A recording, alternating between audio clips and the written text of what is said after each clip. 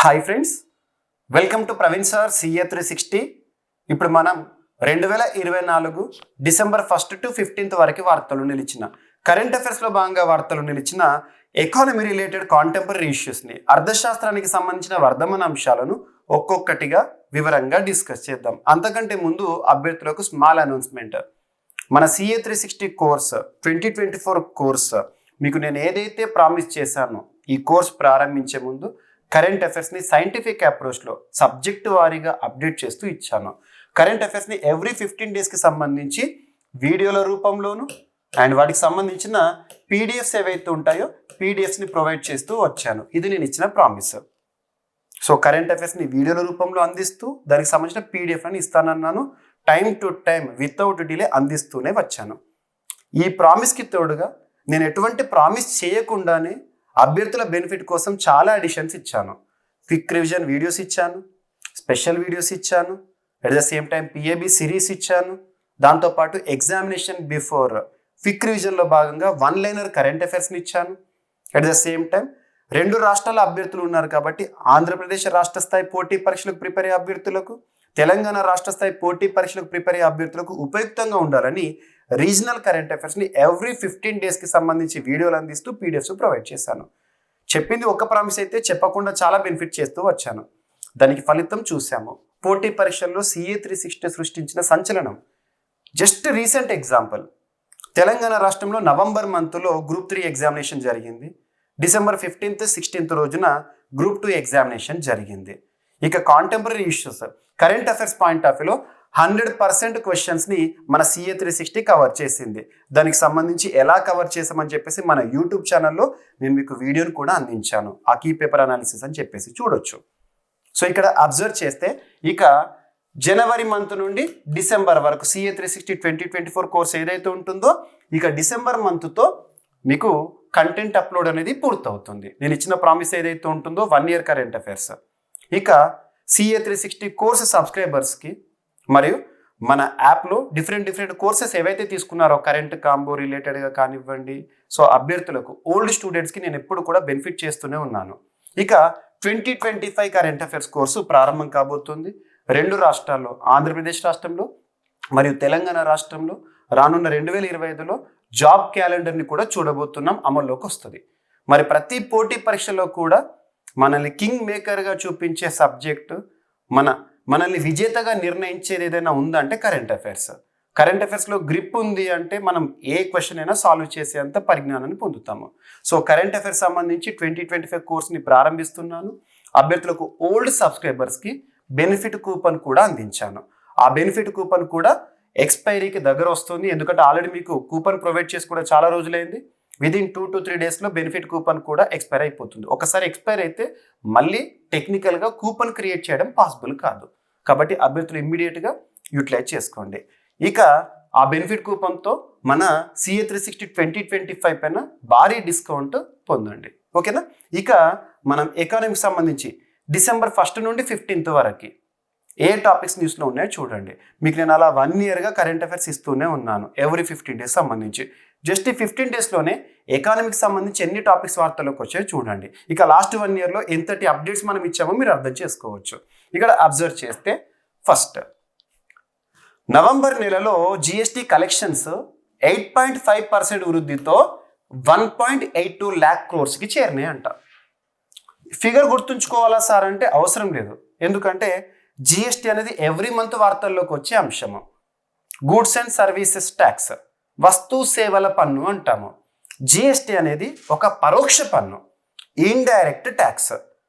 జిఎస్టీని భారతదేశంలో అమల్లోకి తీసుకురావడానికి దేశంలోనే అత్యున్నత చట్టమైన రాజ్యాంగాన్ని సవరించాము. ఏ రాజ్యాంగ సవరణ అని ఎగ్జామినేషన్ పాయింట్ ఆఫ్ వ్యూలో అడుగుతారు. 101వ రాజ్యాంగ సవరణ చట్టము. దాని కారణంగా రాజ్యాంగాన్ని సవరించాము. ఒక ఆర్టికల్ ఉదాహరణకు చెప్పొచ్చు. ఆర్టికల్ 279 క్యాపిటల్ ఏ అంటే ఏంటి? సో మధ్యలో జోడించామన్నట్టు. ఆర్టికల్ 279A రాజ్యాంగబద్ధ సంస్థగా జిఎస్టీ కౌన్సిల్ పనిచేస్తుంది. జిఎస్టీ కౌన్సిల్కి ఎక్స్ అఫిషియో చైర్పర్సన్గా ఎవరు విధులు నిర్వర్తిస్తారు? కేంద్ర ఆర్థిక వ్యవహారాల శాఖ మంత్రి. గుర్తుంచుకోండి. భారతదేశంలో జిఎస్టీకి సంబంధించి స్లాబ్లను నిర్ణయించడం, ఏ స్లాబ్ పరిధిలోకి ఏ వస్తువు వస్తుంది, ఏ సేవలు వస్తాయి అని చెప్పేసి నిర్ణయించడం ఈ జిఎస్టీ కౌన్సిల్ యొక్క బాధ్యత. ఇక ప్రస్తుతం భారతదేశంలో జిఎస్టీని మనం ఎన్ని స్లాబ్లో చూస్తున్నాం? 0% స్లాబ్ అని చూస్తాం, 5%, 12%, 18%, 28%. నిత్యావసరాలు కానివ్వండి, కనీస అవసరాలు ఏవైతే ఉంటాయో వాటిని తక్కువ పన్ను పరిధిలోకి తీసుకొస్తారు. లగ్జరీ గూడ్స్, ఐటమ్స్, సర్వీసెస్ ఏవైతే ఉంటాయో ఎక్కువ పన్ను పరిధిలోకి వస్తాయి. అలా ఎవ్రీ మంత్ కూడా జిఎస్టీ కలెక్షన్స్ని మనం చూస్తూ ఉంటాము. జిఎస్టీ దేశంలో ఎప్పుడు అమల్లోకి వచ్చింది? 2017 జూలై 1వ తేదీ, గుర్తుంచుకోండి. అప్పటి నుండి ఇప్పటి వరకు ఎవ్రీ మంత్ కూడా GST collections for the last month అని చెప్పేసి మనం చూస్తూ ఉంటాం. లాస్ట్ మంత్ అంటే నెల ముగియగానే ఆ నెలలో జిఎస్టీ కలెక్షన్స్ ఎలా ఉన్నాయని చెప్పేసి ఆర్థిక వ్యవహారాల శాఖ వారు అఫీషియల్గా రిలీజ్ చేస్తారు. మరి జిఎస్టీ అమల్లోకి వచ్చినప్పటి నుండి ఇప్పటి వరకు highest GST collections for single month అని చెప్పేసి ఏ మంత్ పేరిట రికార్డు ఉంది? ఈ ఫైనాన్షియల్ ఇయర్ అంటే ఆర్థిక సంవత్సరం ఏప్రిల్తో ప్రారంభమవుతుంది, మార్చితో ముగుస్తుంది. మరి ప్రస్తుతం ఏ ఆర్థిక సంవత్సరంలో ఉన్నాం? 2024-2025 ఆర్థిక సంవత్సరంలో ఉన్నాం. ఈ ఆర్థిక సంవత్సరం మొదటి నెల ఏంటి? April month. So April month GST collections 2.1 lakh crores, 2.1 లక్షల కోట్ల రూపాయలు. గుర్తుంచుకోండి. ఎందుకు గుర్తుంచుకోండి అంటున్నానంటే జిఎస్టీ అమల్లోకి వచ్చినప్పటి నుండి ఇప్పటి వరకు highest GST collections for the month, ఒక సింగిల్ మంత్ ఆ రికార్డు ఉంది. సో ఇలాంటివి మనం గుర్తుంచుకోవాలి. ఇక ఎవ్రీ మంత్ వచ్చేది మీకు ఇన్ఫర్మేషన్ పర్పస్లో నేను ఇస్తూనే ఉన్నాను. సో ఇది జిఎస్టీకి సంబంధించిన అంశము. నవంబర్ నెలలో 1.82 lakh crores జిఎస్టీ కలెక్షన్స్ రూపంలో చూసామంట. అధికారిక గణాంకాలు, ప్రభుత్వం రిలీజ్ చేసే గణాంకాలు. సో నవంబర్ జిఎస్టీ వసూలు 1.82 lakh crores అంట, సరిపోతుంది. ఇక ఇప్పటి వరకు హైయెస్ట్ జిఎస్టీ కలెక్షన్స్ ఏవైతే ఉంటాయో ఏప్రిల్ నెలకి గాను రికార్డు నమోదైంది. గుర్తుపెట్టుకోండి, 2024 ఏప్రిల్. మీకు ఇది ఎలాగో పీడిఎఫ్ ఇస్తాను కాబట్టి మళ్ళీ మీరు చూస్తారు ఈ ఎక్స్ప్లెనేషన్ ఏదైతే ఉంటుందో ఇది. సో ఇంగ్లీష్ మీడియం అభ్యర్థుల కోసం ఇంగ్లీష్ స్క్రిప్ట్. ఇక next FDI, foreign direct investment అంటాము. విదేశీ ప్రత్యక్ష పెట్టుబడులు.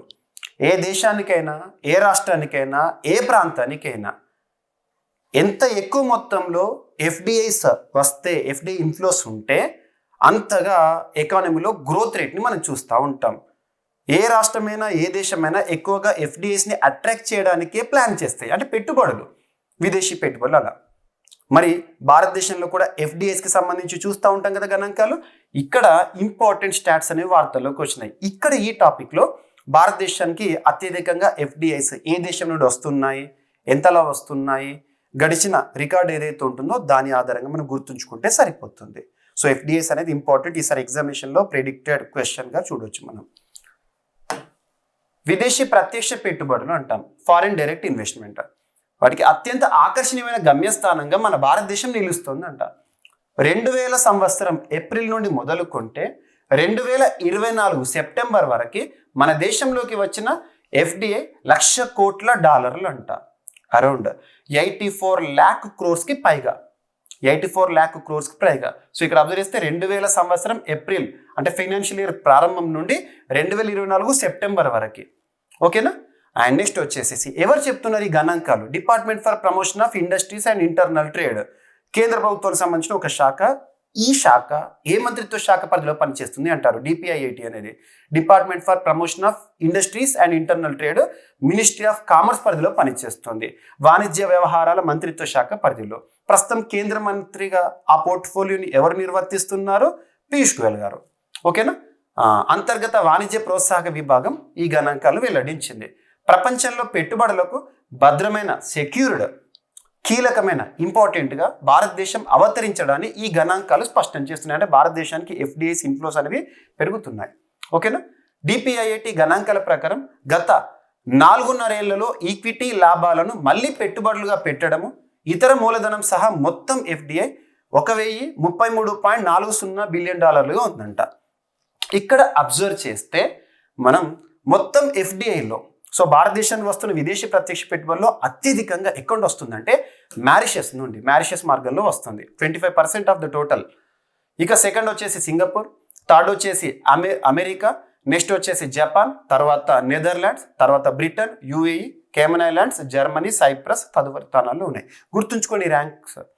అండ్ మారిషస్ నుంచి $177.8 బిలియన్, సింగపూర్ నుంచి $167.47 బిలియన్, అమెరికా నుంచి $67.8 బిలియన్ చొప్పున మన దేశంలోకి పెట్టుబడులు రావడం జరిగింది. గుర్తుంచుకోండి. ఇక ఎఫ్డిఏలను ఎక్కువగా ఆకర్షిస్తున్న రంగాలు సెక్టార్ వైజ్గా చూస్తే ఏ సెక్టార్కి ఎక్కువగా ఎఫ్డిఎస్ వస్తున్నాయని. సో సేవలు, సర్వీస్ సెక్టార్, సేవలు, computer software, hardware, telecommunications, trading, నిర్మాణ రంగం, ఆటోమొబైల్, రసాయనాలు, ఔషధాలు ఉన్నాయంట. ఇక వాణిజ్య మంత్రిత్వ శాఖ, వాణిజ్య మరియు పరిశ్రమ మంత్రిత్వ శాఖ ప్రకారం చూస్తే 2014 నుండి 2024 మధ్య భారత్కి $667.4 బిలియన్ ఎఫ్డిఐలు వచ్చినాయి అంట. గుర్తుంచుకోండి. సో గతంతో పోలిస్తే ఏ రకంగా ఉందని చెప్పేసి ఇక్కడ గణాంకాలు ఇవ్వడం జరిగింది. ఎగ్జామినేషన్ పాయింట్ ఆఫ్ వ్యూలో అడిగే అవకాశం ఉంటుంది, గుర్తుపెట్టుకోండి. ఇక ఫారెన్ డైరెక్ట్ ఇన్వెస్ట్మెంట్స్కి సంబంధించిన గణాంకాలు ఇంగ్లీష్ మీడియం అభ్యర్థులకు. ఇక ఎఫ్డిఎస్ విషయంలో సింగపూర్ ప్రవాహాలు, ఎఫ్డిఐ ప్రవాహాలు అగ్రస్థానంలో ఉంది. సో మనము ఫినాన్షియల్ ఇయర్ని క్వార్టర్స్గా విడుదల చేస్తాము. Quarters, first quarter, second quarter, third quarter, fourth quarter అని చెప్పేసేసి ఒక క్వార్టర్కి 3 నెలలు అన్నట్టు. సో ఇక్కడ అబ్జర్వ్ చేస్తే Q3లో ఈ ఫినాన్షియల్ ఇయర్, ఈ ఆర్థిక సంవత్సరం Q3లో సింగపూర్ ఎఫ్డిఐ ప్రవాహాల్లో అగ్రస్థానంలో ఉందట. ఈ క్వార్టర్లో సింగపూర్ టాప్ పొజిషన్లో ఉందంట. సో 2024-25 ఆర్థిక సంవత్సరానికి సంబంధించిన జూలై సెప్టెంబర్ త్రైమాసికంలో Q3లో సింగపూర్ భారత్కు విదేశీ ప్రత్యక్ష పెట్టుబడుల ప్రధాన మూలంగా నిలిచింది. ఈ త్రైమాసికంలో సింగపూర్ దాదాపు $13.6 బిలియన్. సో ఇక్కడ అబ్జర్వ్ చేస్తే ఎఫ్డిఐతో 50% వాటా దక్కించుకుంది. గుర్తుంచుకోండి, సరిపోతుంది. ఈ పాయింట్ ఎన్ఎఫ్. ఓకేనా. సింగపూర్ ఈ Q3లో టాప్ పొజిషన్లో ఉంది ఎఫ్డిఐస్ విషయంలో, అంటే భారతదేశంలో పెట్టుబడులు పెట్టే విషయంలో. ఇక కీలక వడ్డీ రేట్లు యథాతథం. ఆర్బీఐ గవర్నర్గా విధులు నిర్వర్తించిన శక్తికాంత దాస్ గారి చివరి మానిటరీ పాలసీ కమిటీ మీటింగ్ అనుకోండి. తన స్థానంలో కొత్తగా ఎవరు వచ్చారు? సంజయ్ మల్హోత్రా గారు. గుర్తుంచుకోండి, సంజయ్ మల్హోత్రా గారు. సో ఇప్పుడు మనం డిస్కస్ చేస్తున్న ఈ మానిటరీ పాలసీ కమిటీ మీటింగ్ ఏదైతే ఉంటుందో అప్పుడు సంజయ్ మల్హోత్రా గారు కాదు, శక్తికాంత గారు ఆధ్వర్యంలో జరిగిన చివరి మీటింగ్ అనుకోవచ్చు. సో ఇక్కడ అబ్జర్వ్ చేస్తే RBS monetary policy committee meeting. ఇక్కడ ఆర్బీఐ తరచూ భారతదేశంలో ద్రవ్య పరపతి విధానంలో భాగంగా ఇన్ఫ్లేషన్ రేటు వీటిని ఆధారంగా చూసుకొని ద్రవ్య చలామణికి సంబంధించిన నియంత్రణలు చూస్తూ ఉంటుంది. ఇన్ఫ్లేషన్ అంటే ఏంటి? Too much money chasing too few goods, ద్రవ్యోల్బణం. ఉదాహరణ తీసుకుంటే ఈ పెన్ను 2000 సంవత్సరంలో ₹10 ఉందనుకోండి. Same quality, same company, same pen 2024కు వచ్చేసరికి అప్పుడు ₹10 ఉండే పెన్ను కనుక ఇప్పుడు ₹100కు వచ్చింది అనుకోండి. డబ్బులకు విలువ పెరిగినట్టు కాదు, డబ్బుల విలువ తగ్గినట్టు. ₹10 పెన్ను ఇప్పుడు ₹100కు వస్తుంది అంటే మనీ వాల్యూ తగ్గింది అన్నట్టు. ఫేస్ వాల్యూ పెరిగింది బట్ రియల్ వాల్యూ తగ్గింది, కానీ పెన్నుకు వాల్యూ పెరిగింది అన్నట్టు. సో దీన్ని ఇన్ఫ్లేషన్ అంటాం. మరి అటువంటి సమయంలో ఇన్ఫ్లేషన్ పరిస్థితులను చూసి ఆర్బీఐ మానిటరీ పాలసీలో భాగంగా repo rate, reverse repo rate, SLR, CRR వీటిని ఏ విధంగా నియంత్రించాలని చెప్పేసి మీటింగ్ తీసుకుంటూ ఉంటుంది. మరి ఈసారి కూడా ఆర్బీఐ రెపో రేట్ని ఎటువంటి చేంజ్ చేయలేదు, కంటిన్యూ చేస్తుంది 6.5% వద్ద. మీకు గతంలో ఇవన్నిటి గురించి డెఫినేషన్స్ ఇచ్చాను. మన CA 360లో చాలాసార్లు చెప్పాను. మనకు రెపో రేట్ అంటే ఏంటి, ఎస్ఎల్ఆర్ అంటే ఏంటి, సిఆర్ఆర్ అంటే ఏంటి, మీకు చాలాసార్లు రిపీట్ చేశాను కాబట్టి ఎర్లియర్ వీడియోస్లో మీకు అర్థమై ఉంటుంది సమాచారం కాబట్టి డైరెక్ట్గా పాయింట్ చెప్తాను. ఓకేనా. సో ఇక్కడ పాలసీ రేట్స్ ప్రస్తుతం ఎట్లున్నాయి అంటే పాలసీ రెపో రేట్ వచ్చేసేసి 6.50 unchanged same. Standing deposit facility rate వచ్చేసి 6.25%, మార్జినల్ స్టాండింగ్ ఫెసిలిటీ రేట్ వచ్చేసి 6.75% కొనసాగిస్తుంది. బ్యాంక్ రేట్ వచ్చేసి 6.75%, ఫిక్స్డ్ రివర్స్ రెపో రేట్ వచ్చేసి 3.35%. ఇక సిఆర్ఆర్ ఏదైతే ఉంటుందో 4%గా and SLR statutory liquidity ratio వచ్చేసి 18%గా కొనసాగిస్తుంది.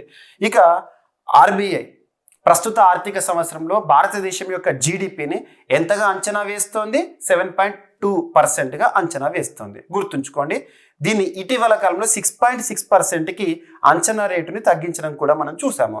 RBI revised the GDP growth rate forecast for the present financial year. ప్రస్తుత ఆర్థిక సంవత్సరంలో గతంలో 7.2% అని అంచనా వేసింది, కానీ ఇప్పుడు 6.6%కి అంచనాను తగ్గించింది.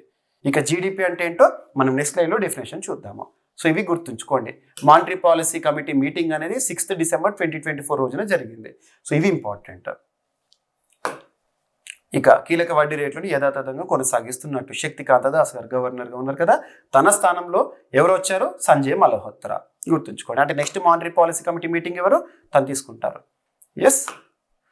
బంగారం కొనుగోలులో ప్రపంచంలోనే అగ్రస్థానంలో రిజర్వ్ బ్యాంక్ ఆఫ్ ఇండియా ఉంది. Reserve bank of India, apex bank అంటాం, సుప్రీం బ్యాంక్ అంటాము, భారతదేశంలో బ్యాంకులకే బ్యాంక్ అంటాము. So reserve bank of India బంగారం కొనుగోలులో ప్రపంచంలో అగ్రస్థానం ఒక రికార్డు సృష్టించింది. భారత రిజర్వ్ బ్యాంకు బంగారం నిల్వల పెంపులో ప్రపంచంలో అగ్రస్థానంలో నిలిచింది. అక్టోబర్ 2024లో ఆర్బీఐ 27 టన్నుల అంటే 27,000 కిలోల పసిడిని జోడించడం ద్వారా దేశం మొత్తం పసిడి నిల్వ మన భారతదేశం వద్ద ఎంతంట 882 టన్స్కి చేరిందంట. ఇందులో 510 టన్నులు భారత్లోనే నిల్వగా ఉన్నాయి. ఇక మిగిలినది ఏదైతే ఉంటుందో బంగారం న్యూయార్క్, లండన్, ఇతర దేశాల్లోని గోల్డ్ వాల్ట్లలో నిల్వ చేయబడింది. ఈ సంవత్సరం జనవరి నుంచి అక్టోబర్ వరకు భారత రిజర్వ్ బ్యాంక్ మొత్తం 77 టన్నుల బంగారాన్ని జోడించింది. ఈ ఒక్క సంవత్సరంలోనే 77 టన్నుల బంగారాన్ని భారత్ రిజర్వ్ బ్యాంక్ జోడించిందంట. గుర్తుంచుకోండి, ఇది 2023లో ఇదే కాలంలో గత సంవత్సరం కంటే 5 రెట్లు ఎక్కువనంట. గుర్తుంచుకోండి, ఓకేనా? ఎస్. నెక్స్ట్ వచ్చేసి 2022-23 ధరలతో జీడిపి లెక్కలు. గ్రాస్ డొమెస్టిక్ ప్రోడక్ట్ అంటాం, జీడిపి స్థూల దేశీయోత్పత్తి అంటాం. డెఫినేషన్ ఏంటి?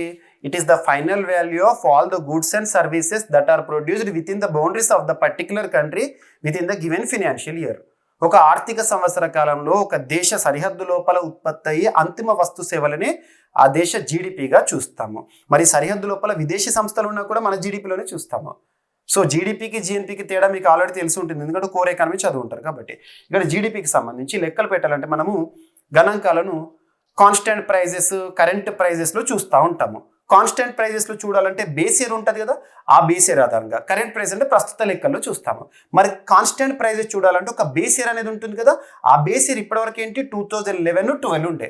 దాని స్థానంలో కొత్తగా 2022-23 రాబోతోంది. సో దీనికి సంబంధించిన అఫీషియల్ ఇన్ఫర్మేషన్ భారత ప్రభుత్వం ఇటీవల చెప్పడం జరిగింది. 2011-12 నుండి 2022-23కు మారబోతోంది. గుర్తుంచుకోండి. ఇక భారత ఆర్థిక వ్యవస్థ ప్రస్తుత ఆర్థిక సంవత్సరం FY25 అంటే ఏంటిది? 2024-25 ఆర్థిక సంవత్సరం. 2024-25 ఆర్థిక సంవత్సరం అంటే 2024 ఏప్రిల్ నుండి మొదలుకొని 2025 మార్చ్ 31 వరకు ఫినాన్షియల్ ఇయర్. మరి ఈ ఫినాన్షియల్ ఇయర్లో భారతదేశం యొక్క జీడిపి గ్రోత్ రేట్ ఎంతగా ఉండబోతోందట అంటే 6.8%గా ఉండబోతోందని చెప్పేసి S&P గ్లోబల్ రేటింగ్స్ వారి అంచనా. డైరెక్ట్గా ఏ సంస్థ ఎంతగా అంచనా వేస్తోంది ఏ కాలానికి, అండ్ ఇవి రివైజ్ అయినాయి అనుకోండి, అవి కూడా చూడాలి. ఇందాక మనం చూసాం కదా, RBI 7.2% అని ఫస్ట్ ఎక్స్పెక్ట్ చేశారు. మళ్ళీ ఏం చేశారు? ప్రస్తుత పరిస్థితులను చూసి 6.6% అన్నారు. So stats in the economy are not at all static, they are volatile, they always change. ఆ చేంజ్ని మనం గమనించాలి. పాత పుస్తకాలు అవి కాకుండా అప్డేట్ చేసుకోవాలి. మన CA 360 ఇవన్నీ అప్డేట్ చేస్తూనే ఉన్నాను మీకు, ఓకేనా? ముఖ్యంగా ఏపీ గ్రూప్ 2 అభ్యర్థులు గ్రూప్ 2 మెయిన్స్ పాయింట్ ఆఫ్ వ్యూలో అప్డేట్స్ని చూడండి. ఎకానమీ కానీ, సైన్స్ అండ్ టెక్నాలజీ కానీ, పాలిటీ కానీ. మన CA 360లో ప్రత్యేకంగా ఇవన్నీ అందించాను, సబ్జెక్ట్ వైజ్గా ఎవ్రీ 15 days సంబంధించి. And at the same time current combo course అని చెప్పేసి ప్రత్యేకంగా science and technology, economy, polity మూడింటికి సంబంధించిన కరెంట్ అప్డేట్స్ కూడా ఇచ్చాను. సో యూటిలైజ్ చేసుకోండి. ఇక భారతదేశ ఆర్థిక వ్యవస్థ 2024-25 ఆర్థిక సంవత్సరంలో 6.8%గా ఉండబోతోందని ఎవరు చెప్తున్నారు? S&P global ratings. మరి ఇంకొక సంస్థను చూద్దాము. ఇక మోర్గన్ స్టాన్లీ సంస్థ రేటింగ్ ఏజెన్సీ భారతదేశం యొక్క జీడిపి వృద్ధి అంచనాను 6.3%కు తగ్గించిందంట. 6.3%కు. గతంలో ఎంతగా అంచనా వేశారు? 6.7 అన్నారు ప్రస్తుత ఆర్థిక సంవత్సరంలో వృద్ధి రేటును. ఇప్పుడు 6.3% అని చెప్పేసి రివైజ్ చేశారు. రెడ్యూస్డ్ ఎస్టిమేట్స్ అని చెప్పొచ్చు ఇక్కడ, ఓకేనా? ఇక నెక్స్ట్ వచ్చేసేసి so ADB Asian development bank తరచూ వార్తల్లోకి వస్తుంది. ఆసియా అభివృద్ధి బ్యాంక్ ప్రధాన కేంద్రం వచ్చేసి మనీలా, ఫిలిప్పీన్స్ కేంద్రంగా పనిచేస్తుంది. ADBలో ఇటీవల నూతన సభ్యత్వం పొందిన దేశం ఏంటి? Israel. 69th member country. Non regional కంట్రీగా ADBలో సభ్యత్వాన్ని పొందింది. సో ఇక్కడ ADB ఆసియా అభివృద్ధి బ్యాంకు భారతదేశం యొక్క వృద్ధి రేటును గతంలో ప్రస్తుత ఆర్థిక సంవత్సరానికి 7% అని చెప్పారు. ఇప్పుడు 6.5% అని చెప్పేసి డిసెంబర్ 1st వీక్లో వారు రిపోర్ట్ని రిలీజ్ చేస్తారు. 6.5% వృద్ధి చెందుతుందని. అన్ని రివైజ్ అవుతున్నాయి, అబ్జర్వ్ చేయండి. భారత ఎకానమీ వృద్ధి అంచనాలను ఆసియా అభివృద్ధి బ్యాంకు 0.5% కోతపెట్టింది. 7% అనుకుంటే ఇప్పుడు 6.5% అంచనాగా చెప్తున్నారు. ఇక మన విదేశీ అప్పులు 54 లక్షల కోట్ల రూపాయలంట. సో ఇవి official stats. So official stats ఇక్కడ అబ్జర్వ్ చేస్తే భారతదేశ మొత్తం విదేశీ రుణాలు 2023లో $646.79 బిలియన్ చేరాయని ప్రపంచ bank, world bank Washington DC కేంద్రంగా పనిచేస్తుంది. దానికి చీఫ్గా ప్రస్తుతం అజయ్ బంగా గారు విధులు నిర్వర్తిస్తున్నారు. భారతీయ మూలాలు ఉన్న వ్యక్తి, ప్రపంచ బ్యాంక్ చరిత్రలో 14th ప్రెసిడెంట్ తను. సో అంతర్జాతీయ రుణ నివేదిక వెల్లడిస్తుంది. 2022తో పోలిస్తే ఇది $31 బిలియన్ అధికం కావడం గమనార్హం అంట. గుర్తుంచుకోండి. సో ఎంతగా ఉంది అని చెప్పేసి అడగవచ్చు. ఎవరు చెప్పారో గుర్తుపెట్టుకోండి, సరిపోతుంది. ఏ విధంగా, ఏ మార్గాల ద్వారా వస్తుందని కూడా మనకు అడిగే అవకాశాలు ఉంటాయి, గుర్తుపెట్టుకోండి. ఓకేనా? So ADB, world bank. ఓకేనా? ఇది గుర్తుపెట్టుకోండి. ఇక ఇంగ్లీష్ మీడియం ఆస్పిరెంట్స్ కోసం ఇంగ్లీష్ స్క్రిప్ట్. నెక్స్ట్, సో నూతన పథకాల గురించి, కేంద్ర ప్రభుత్వం ప్రారంభించే పథకాలు ఏవైతే ఉంటాయో వాటి గురించి ప్రత్యేకంగా మీకు నేను ఎకానమిక్ పాయింట్ ఆఫ్ వ్యూ చెప్తున్నాను, నేషనల్ ఇష్యూస్లో కూడా చెప్తున్నాను. సో ఇక్కడ కొత్త పథకం ఒకటి ప్రారంభమైంది, ఎల్ఐసికి సంబంధించి, లైఫ్ ఇన్సూరెన్స్ కార్పొరేషన్ ఆఫ్ ఇండియాకి సంబంధించి బీమా సఖీ యోజన. ఈ పథకాన్ని భారత ప్రధాని గారు ప్రారంభించారు. ఈ పథకం యొక్క ప్రత్యేకత ఏంటి, ఎవరు అర్హులో చూస్తే సరిపోతుంది. ఎకానమీలో స్కీమ్స్ పైన కూడా అడుగుతారు. ఇది కొత్త పథకం. బీమా సేవలు అందిస్తున్న ప్రభుత్వ రంగ సంస్థ life insurance corporation of India మరో కొత్త పథకాన్ని ప్రారంభించింది. డిసెంబర్ 9th రోజున హర్యానాలోని పానిపట్లో ప్రధానమంత్రి నరేంద్ర మోదీ గారు ఎల్ఐసి బీమా సఖీ యోజనను ప్రారంభించారు. ఈ సందర్భంగా మహిళలకు నియామక పత్రాలను కూడా అందజేశారు. మహిళలకు ఉద్యోగ అవకాశాలు కల్పించడం, స్థిరమైన ఆదాయ ప్రోత్సాహకాలు అందించడం, ఆర్థిక అక్షరాస్యతను పెంపొందించి బీమాపై అవగాహనను కల్పించడం ఈ పథకం యొక్క ప్రాథమిక లక్ష్యమని ఎల్ఐసి తెలిపింది. ఎవరికి సంబంధించింది, ఎవరు లాంచ్ చేశారు, ఎక్కడ లాంచ్ చేశారు, ఏ రోజు లాంచ్ చేశారు, ఈ పైన 4 పాయింట్లు ఇంపార్టెంట్. ఎందుకోసము? ఇక కీలక అంశాలు. ఎవరు అర్హులు? కనీసం 10వ తరగతి ఉత్తీర్ణులైన 18 నుండి 70 సంవత్సరాల వయసు గల మహిళలు అర్హులు. శిక్షణ ఉపాధికి సంబంధించి బీమా సఖీలుగా పిలువబడే మహిళలకు బీమా రంగంలో శిక్షణ ఇచ్చి ఎల్ఐసి ఏజెంట్లుగా నియమించుకుంటారు కూడా. ఇందులో భాగంగా ఆర్థిక అక్షరాస్యతను పెంపొందించడంతో పాటు ఫినాన్షియల్ లిటరసీని పెంచుతారు. ఉపాధి అవకాశాలు కల్పించడం ఈ పథకం యొక్క లక్ష్యము. ఈ కార్యక్రమంలో భాగంగా భారతదేశం అంతటా 1,00,000 మంది మహిళలకు శిక్షణ ఇవ్వనున్నారంట. ఇక ఆర్థిక సాయం ఈ విధంగా ఉంటుంది. ఈ పథకంలో ఎంపికైన అభ్యర్థులకు, మహిళల కోసమే కదా, శిక్షణ కాలంలో నెలవారీ స్టైఫండ్ లభిస్తుంది. మొదటి సంవత్సరంలో నెలకు $7,000, రెండవ సంవత్సరంలో $6,000, మూడవ సంవత్సరంలో $5,000 పొందవచ్చు. అదనంగా 2,100 ప్రోత్సాహకం లభిస్తుంది. బీమా విక్రయ లక్ష్యాలను సాధించిన మహిళలు కమిషన్ ఆధారిత రివార్డులను కూడా పొందవచ్చు. మొదటి సంవత్సరం కమిషన్ 48,000 రూపీస్ వరకు ఉంటుందంట. గుర్తుపెట్టుకోండి, ఇవన్నీ కూడా ఇంపార్టెంట్. ఇదంతా ఇంగ్లీష్ మీడియం ఆస్పిరెంట్స్ కోసము. స్క్రిప్ట్ మీకు ఎలాగో పీడిఎఫ్ ఇస్తాను కాబట్టి అందులో మళ్ళీ చూడండి ఇవి. ఇక ఏషియన్ డెవలప్మెంట్ బ్యాంకు $500 మిలియన్ రుణాన్ని భారతదేశానికి ఇవ్వడం జరిగింది. ఎందుకోసం అంటే భారతదేశంలో గ్రీన్ ఇన్ఫ్రాస్ట్రక్చర్, సోలార్ రిలేటెడ్గా కానివ్వండి, సోలార్ రూఫ్ టాప్ల ప్రోత్సాహకం కోసం కానివ్వండి, ఈ రుణము ఉపయోగపడుతుందంట. డైరెక్ట్ ఎవరు, ఎంత, ఎందుకోసము ఇవ్వడం జరిగింది. గుర్తుంచుకోండి, నాన్ రెన్యూవబుల్ ఎనర్జీ సోర్సెస్ని పెంపొందించడంలో భాగంగా. ఓకేనా? ఇక భారతదేశంలో ఉపాధి వృద్ధి, ఎంప్లాయ్మెంట్ రేట్ అనేది లేదా నిరుద్యోగం 7 ఏళ్లలో 3.2% తగ్గింది. నిరుద్యోగం ఏమో తగ్గాలి, ఎంప్లాయ్మెంట్ రేట్ ఏమో పెరగాలి. గుర్తుంచుకోండి. సో నిరుద్యోగం భారతదేశంలో గత 7 ఏళ్లలో 3.2%కి తగ్గిందంట. భారతదేశ ఉపాధి రంగం గత కొన్నేళ్లలో గణనీయమైన మెరుగుదల సాధించింది. 2017 నుంచి 2024 మధ్యకాలంలో దేశంలోని నిరుద్యోగ రేటు 6% నుంచి 3.2%కి తగ్గిందని తాజా పీరియాడిక్ లేబర్ ఫోర్స్ సర్వే పైన క్వశ్చన్స్ అడుగుతారు. వర్కర్స్ పాపులేషన్ రేషియో అంటే ఉద్యోగంలో ఉన్న పనిలోనిది వయస్సు గల జనాభా శాతం ఈ కాలంలో 48% నుండి 58.2% పెరిగింది ఈ కాలంలో. గుర్తుంచుకోండి, ఎంతకు తగ్గిందని అడుగుతారు, డైరెక్ట్ పాయింట్. ఓకేనా? ఇక 2024-25 ఆర్థిక సంవత్సరంలో మహిళా సంక్షేమ పథకాలకు ప్రధాన కేటాయింపులు ఏ విధంగా ఉన్నాయని చెప్పేసి మనకి ఎగ్జామినేషన్ పాయింట్ ఆఫ్ వ్యూ అడగవచ్చు. ఇన్ ఫినాన్షియల్ ఇయర్ 2025 అంటే 2024-25 ఆర్థిక సంవత్సరంలో విమెన్ సెంట్రిక్ వెల్ఫేర్ స్కీమ్స్కి దాదాపు జీడిపిలో 0.5% ఖర్చు చేయడం జరుగుతుందంట. Reflecting growing prominence in state policies and national budgets. గుర్తుంచుకోండి, Maharashtra leads with the largest allocation of $5.2 billion. గుర్తుపెట్టుకోండి. ఇక్కడ తెలుగులో చూడండి, 2024-25 ఆర్థిక సంవత్సరంలో మహిళా కేంద్రిత సంక్షేమ పథకాలు దేశ జీడిపిలో 0.5% వాటా కలిగి ఉండడం, రాష్ట్ర ప్రభుత్వాల విధానాలు మరియు జాతీయ బడ్జెట్లలో వాటి పెరుగుతున్న ప్రాధాన్యతను ప్రతిబింబిస్తుంది. మహారాష్ట్ర ఈ రంగంలో ముందంజలో ఉంది. 5.4 బిలియన్ కేటాయింపుతో భారతదేశంలో మహిళా సంక్షేమ పథకాల విషయంలో టాప్ పొజిషన్లో ఉంది. ఇక 9 రాష్ట్రాలు కలిపి మహిళా సంక్షేమ పథకాలకు మొత్తం $18 బిలియన్ కేటాయించాయి. సో ఏంటో రాష్ట్రాలను అడగరు, ఈ సెకండ్ పేరా వరకు సరిపోతుంది మనకి ఎగ్జామినేషన్ పాయింట్ ఆఫ్ వ్యూలో. మీకు డేటా ఇచ్చేటప్పుడు మీకు కొంత డిస్క్రిప్షన్ పాయింట్ ఆఫ్ వ్యూలో స్టేట్మెంట్స్ ఇచ్చినా కూడా యూస్ఫుల్గా ఉంటుందని ఇస్తున్నాను, గుర్తుపెట్టుకోండి. ఓకేనా? సో ఇవి ఫ్రెండ్స్ మనకి 2024 డిసెంబర్ 1 to 15 వరకు, సో 15 రోజుల్లో వార్తలు నిలిచిన అంశాలే. ఇక్కడ విదేశీ పెట్టుబడుల గురించి చూసాము, జీడిపి రిలేటెడ్గా అప్డేట్స్ చూసాము, at the same time schemes గురించి చూసాము, and at the same time GST related అన్ని కూడా చూసాము. సో ఇలా ఎవ్రీ 15 డేస్కి ఒకసారి సబ్జెక్ట్స్ని ఖచ్చితంగా అప్డేట్ చేసే ప్రయత్నం నేను మీకు చేస్తున్నాను. సబ్జెక్ట్ రిలేటెడ్ కరెంట్ అఫైర్స్ అంటారు. ఇక మన CA 360 2024 కోర్స్ అనేది డిసెంబర్తో ముగుస్తుంది. మళ్ళీ 2025 కోర్స్ కూడా ప్రారంభమవుతుంది. ఓల్డ్ ఆస్పిరెంట్స్కి కూపన్ కోడ్ని కూడా బెనిఫిట్గా ఇచ్చాను, యూటిలైజ్ చేసుకోండి. నెక్స్ట్ 15 డేస్ కరెంట్ అఫైర్స్తో మళ్ళీ కలుద్దాము.